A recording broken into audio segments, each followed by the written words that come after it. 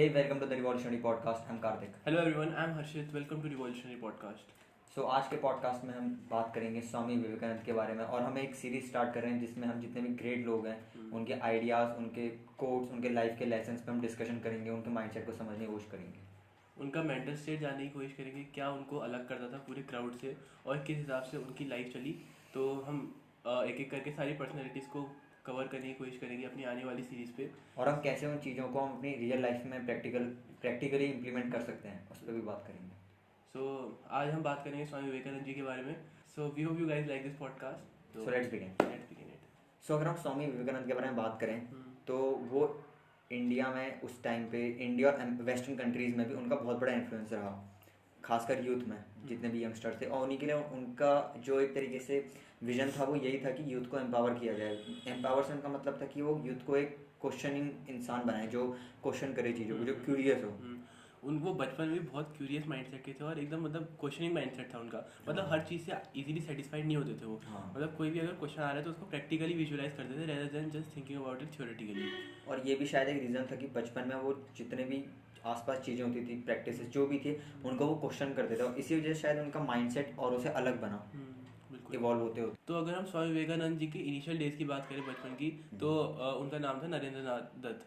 ठीक है। तो उनको बचपन से विजन्स आते थे गॉड के और वो बचपन से ही उनको लगता था कि हाँ मैं सबसे यूनिक हूँ, कुछ हटके हूँ। और हाँ वो एक काइंड नेचर के थे बचपन से ही। मतलब मॉन्क्स वगैरह जो भी जाते थे तो उनको कुछ ना कुछ दान देते थे वो।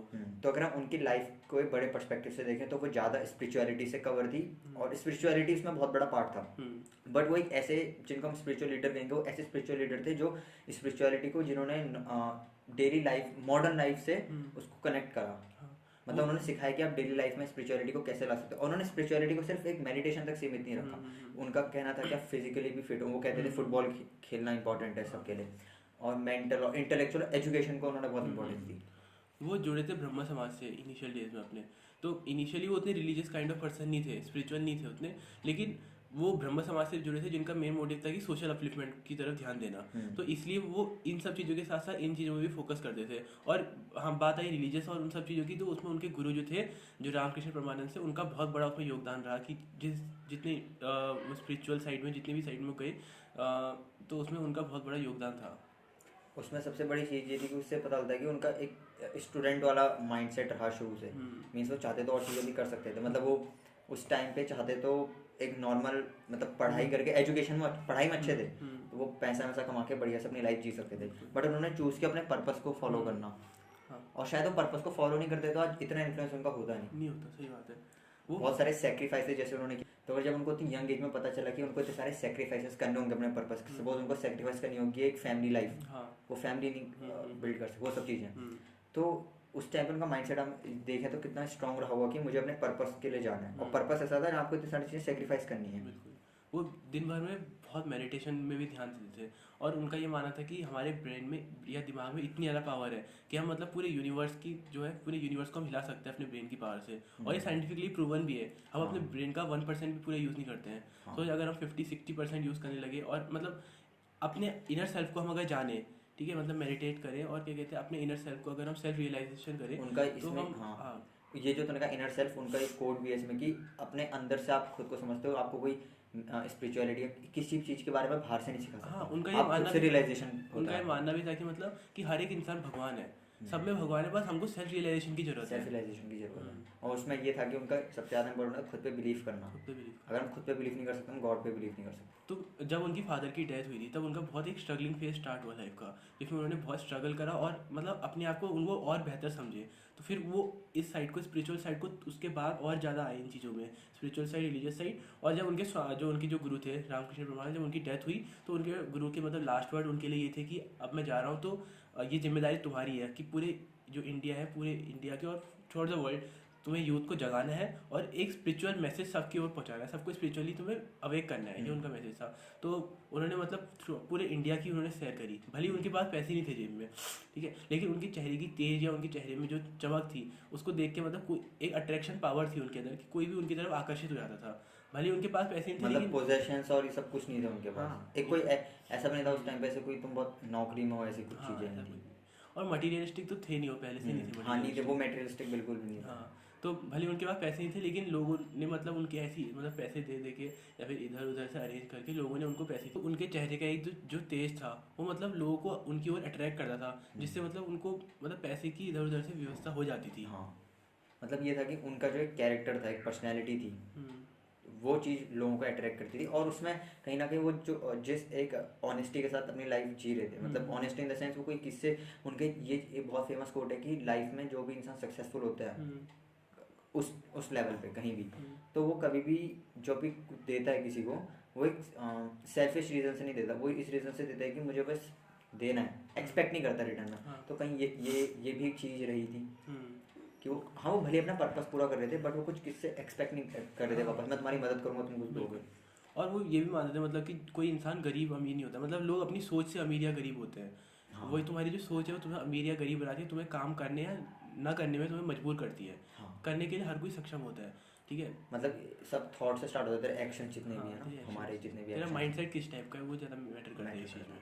एक ये, और जैसे यूथ के लिए उनका सबसे इम्पोर्टेंट मैसेज ये था कि लाइक हम कई बार क्या करते हैं, बहुत सारी चीज़ें करते हैं, हम कल करेंगे, परसों, 5-6 साल बाद करेंगे। वो कहते हैं यूथ वो समय होता है जहाँ तुम पूरी एनर्जी और टाइम होता है, वहाँ पे तुम्हें सब अपना फोर्स डालना चाहिए अपने ड्रीम्स के लिए, ना कि जब तुम बुढ़े हो जाओ और तुम्हारे पास कुछ समय ना 40-50, मतलब एनर्जी ना हो उस लेवल की। ये यहाँ पे टाइम एनर्जी बिल्कुल हाई लेवल की होती है, हर चीज़ होती है, तो यहाँ पे हमें अपने पे काम करना चाहिए। ये वो यूथ के लिए कहते थे, मतलब जब वो इंडिया में पूरा घूम रहे थे, उनके यही इसी के अराउंड उनके मैसेजेस थे कि अपने फिजिकल, मेंटल, स्पिरिचुअल एस्पेक्ट पे भी काम करना चाहिए।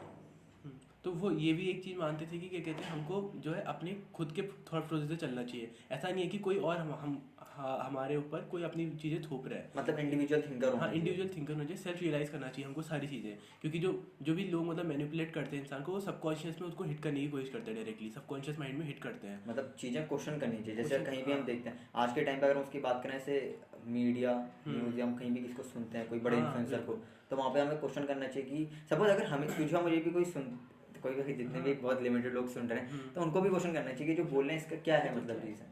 हो जरूरी नहीं है कि सब चीज़ें सही है, नहीं होती है, क्योंकि जो ये बात हो रही है वो अलग अलग पर्सपेक्टिव से देख रही है, उसको 10 जने देख रहे हैं अपनी अपनी लाइफ की कंडीशन के हिसाब से, और सबके अलग थॉट प्रोसेस है। तो इसमें जरूरी होता है कि हमको इंडिविजुअल थिंकर होना चाहिए और अपने हिसाब से सोचना चाहिए, अपने हिसाब से सोचना चाहिए हर चीज़ को। इसका ऐसा मतलब ये नहीं कि हर चीज़ गलत ही है, हाँ, नहीं या हर चीज़ सही है आपके तरफ से, बट हर चीज़ का बहुत सारे साइड होते हैं। और मतलब जैसे कॉइन को हम टॉस करते हैं उसके दोनों साइड होते हैं ना, वैसे जब मतलब सिर्फ एक साइड की हमको बात समझ के वो नहीं करना चाहिए, किसी इंसान या किसी भी चीज़ को जज नहीं करना और चाहिए। वही लोग लाइफ में इन्फ्लुएंस क्रिएट कर पाते हैं, क्योंकि वो फिर किसी के मैनिपुलेशन में नहीं आते ना, नहीं आते, अपने थॉट प्रोसेस खुले हैं उनके। हाँ, ऐसा नहीं है कि सिर्फ किसी एक की बात पे विश्वास कर। और देखा जाए तो पूरी दुनिया आपको मैनिपुलेट करने में लगी है आज के टाइम में। फिर इंडिया की जर्नी जब उन्होंने करा, फिर उसके बाद उन्होंने सोचा कि अब क्यों ना मैं वेस्टर्न कंट्रीज में भी जाऊँ। तो उसके बाद वो गए थे अमेरिका गए थे, तो अमेरिका में शिकागो में वर्ल्ड कॉन्फ्रेंस होनी थी। तो वहाँ गए थे, तो उन्होंने मतलब एकदम नया शहर है, चकाचौंध भरी जिंदगी, ठीक है। तो मतलब उनको एक तरफ से खुशी भी हुई थी और एक तरफ ये भी लगा था कि कहाँ हमारी कंट्री मतलब इतनी गरीबी में जी रही है, और एक तरफ ये लोग मतलब एकदम सिटी फुल ऑफ जॉय जो कहते हैं, एकदम सब जगह मतलब अट्रैक्शन भरी लाइफ और एकदम मतलब चकाचौंध भरी जिंदगी थी वहाँ पे। इसी से मेरे दिमाग में एक और चीज़ है स्वामी विवेकानंद के बारे में, कि उन्होंने चीज़ कही थी कि ईस्टर्न कंट्रीज हमें जैसे हमारे पास स्पिरिचुअलिटी की पावर है, और जो वेस्टर्न कंट्रीज हैं उनको कमर्शियल बिजनेस ये सब चीज़ों की ज़्यादा नॉलेज है। तो अगर इन दोनों को कंबाइन किया जाए तो हमारी कंट्री और उनकी कंट्री भी अपने अपने चीज़ों में अच्छी और हो सकती है, वहाँ के लोगों की लाइफ और बढ़िया हो सकती है पैसे के साथ। और यहाँ पॉवर्टी थी उस टाइम पे, तो यहाँ पैसा आ सकता है और लोगों को जॉब मिल सकती है, और स्पिरिचुअल साइड तो है ही। तो जब वो अमेरिका भी गए थे तो वहाँ पे भी लोगों ने उनकी बहुत हेल्प, मतलब एक इन्फ्लुएंस जो था लोगों पर वहाँ पे भी उनका पड़ा था, ऐसा नहीं था कि सिर्फ इंडिया में ही था, क्योंकि उनके पास वहाँ भी पैसे लिमिटेड थे। और वो जो वर्ल्ड कॉन्फ्रेंस थी वो आगे खिसक गई थी, मतलब वो आए थे जुलाई में और वो सितंबर में टाइम ऐसे रहना था। तो हाँ उनके पास लेकिन पैसे लिमिटेड थे, लेकिन फिर वहाँ पे भी लोगों ने मतलब उनकी हेल्प करी। तो वो मतलब एक विजनरी थे, उनका माइंडसेट इस टाइप का था कि मतलब सिर्फ इंडिया में ही नहीं बल्कि वहाँ पे भी लोगों ने उनकी हेल्प करी थी, भले उनका पैसा उतना नहीं था उस टाइम पे।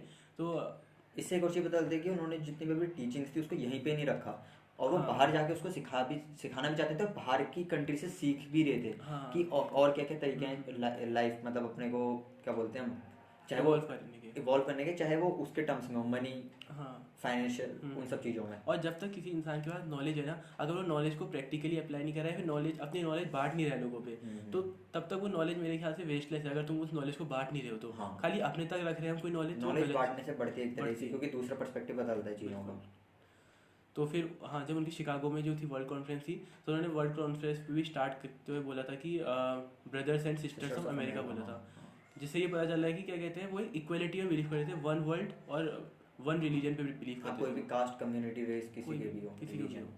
तो जो उन्होंने स्पीच दी थी वो कोई भी स्क्रिप्टेड नहीं थी और लिख के नहीं लाए थे वो, उन्होंने खुद अपने मतलब उनका कहना था कि जब उन्होंने आंख बंद करी वो चीज़ उन्होंने विजुअलाइज करी और चीज़ें बोलना शुरू क्योंकि उन्होंने चीज़ों को प्रैक्टिकली देखा था, सारी चीज़ों को। तो वो चीज़ें मतलब उनको कोई मेमोराइज या वो करने की जरूरत नहीं थी, वो चीज़ें सीधे दिमाग से निकल ली थी मुंह में। इतने टाइम से उस चीज़ को प्रैक्टिस करते आ रहे थे, तो टाइम से देखते आए थे, और उन्होंने सेल्फ रियलाइज करा है अपने आप को, इनर सेल्फ को, अपने आप को उन्होंने जाना है। तो उसके बाद प्रैक्टिकलिटी लाइफ में आई जाती है। अगर इतना कोई इंसान मेडिटेट कर रहा है और अपने आप को इतना समझ रहा है, तो उसके बाद उसको मतलब ज़्यादा सोचने की जरूरत नहीं है। उनका कहना भी ये था कि हर कोई दूसरों को जानने में लगा, क्यों ना अपने को जानने में ज़्यादा समय लगाएं। बिल्कुल, अगर आपने अपने को जान लिया तो आपने सब कुछ जान लिया, पूरे यूनिवर्स को जान लिया अगर आपने अपने आप को जान लिया तो। और कई बार हम खुद ही को नहीं समझ पाते हैं हम क्या है, मतलब गलतियाँ हर कोई करता है, बट समझना है कि गलती करी क्यों, ये सब मतलब खुद का सेल्फ एनालाइजेशन बहुत जरूरी है। सिर्फ गलती को नहीं देखना है। तो जहाँ वहाँ पे क्या कहते हैं शिकागो में हर कोई रिलीजन के जो लीडर्स थे वो अपना अपना रिलीजन वहाँ वो कर रहे थे, प्रमोट कर रहे थे, लेकिन स्वामी विवेकानंद जी ने एक वन इक्वलिटी और वन ह्यूमन काइंड पे बिलीव करते थे वो। तो वो कोई एक पर्टिकुलर हिंदुइज्म प्रमोट नहीं कर रहे थे वहाँ पे। उनका कहना था कि हम जितने भी हम सब मिलके इस वर्ल्ड को बहुत अच्छी प्लेस बना सकते हैं, मतलब कोई अपने रिलीजन को वहाँ प्रमोट करने नहीं गए। अगर हम स्वामी विवेकानंद जी की बात करें तो वो एक बहुत कंपैशनेट, हम्बल और इक्वलिटी में बिलीव करने वाले पर्सन थे। जैसे उन्होंने जैसे शिकागो में जो उन्होंने स्पीच दी थी तो ब्रदर्स एंड सिस्टर्स करके उन्होंने इनिशिएट करी थी, तो दिखा रहा है कि वो किस तरीके से इक्वलिटी में बिलीव करते थे। और सिर्फ बोलने का ही नहीं, उन्होंने इंडिया में बहुत काम करा था जेंडर इक्वलिटी और विमेंस के लिए, सोशल अपलिफ्टमेंट के लिए, एक्शन में भी थी। तो यहाँ से इंसिडेंट मेरे को याद आया, जब वो अमेरिका में थे तो एक बार एक ब्लैक इंसान उनसे हैंडशेक करने आया था, उनसे मिलने आया था, तो वहाँ पे हो क्या रहा था, स्वामी विवेकानंद को बहुत ज़्यादा रिस्पेक्ट दी जा रही थी। तो उस टाइम पे ब्लैक कम्युनिटी बहुत लोअर लेवल पे थी अमेरिका में, उनको दबाया जाता था।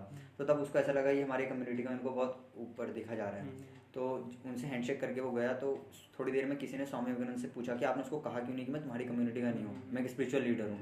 तो लेकिन उन्होंने कहा क्या मैं इतना नीचे गिर जाऊँगा कि मैं उसको ये एहसास दिलाऊँ कि मैं तुम्हारी कम्युनिटी में नहीं हूँ, कह के कि तुम्हारी कम्युनिटी बहुत लोअर है, मैं उसको हर्ट क्यों करूँ।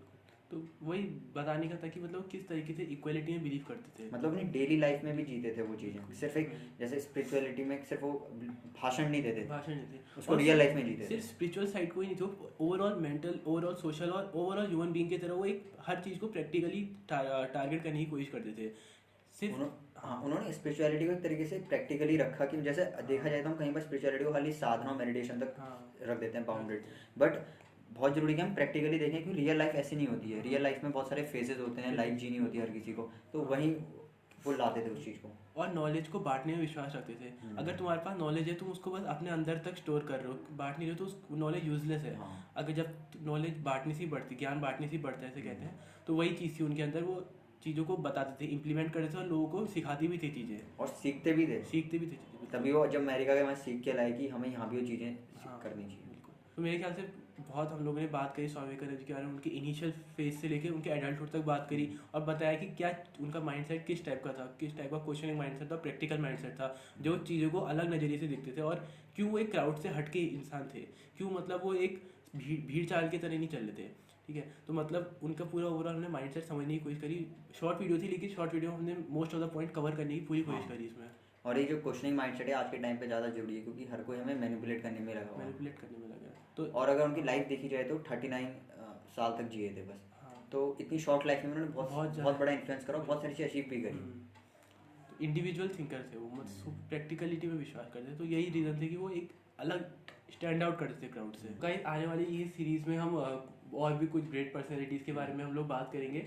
और क्या कहते हैं, हम लोग कोई ज्ञान नहीं बांट रहे हैं यहाँ पे, ऐसा नहीं है कि हम चीज़ों को बस बताए जा रहे हैं, हम एक क्वेश्चनिंग स्टूडेंट माइंडसेट से हम चीज़ों को समझने की कोशिश कर रहे हैं और खुद हम एक वाई निकालने की कोशिश कर रहे हैं जो क्वेश्चन से, कि उसकी पर्सनैलिटी जो भी कोई पर्सनैलिटी है तो उनका माइंडसेट किस टाइप का था, क्या चीज़ थी जो उनको एक अलग करती थी क्राउड से।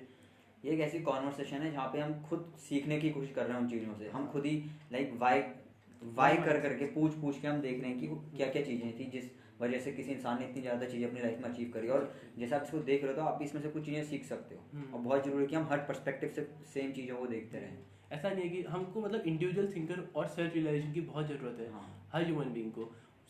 हम सिर्फ वही ना देखें जो हमको दिखाया जा रहा है, हम सारी पर्सपेक्टिव मतलब अपनी ओपन रखें अपनी लाइफ में भी। हम कुछ करियर फॉलो कर रहे हैं, कुछ भी चीज़ हम क्यों कर रहे हैं वो चीज़ है, एक रीज़न होना जरूरी है। हाँ। और एक ओपन पर्सपेक्टिव, ओपन माइंडसेट होना बहुत जरूरी है चीज़ों में।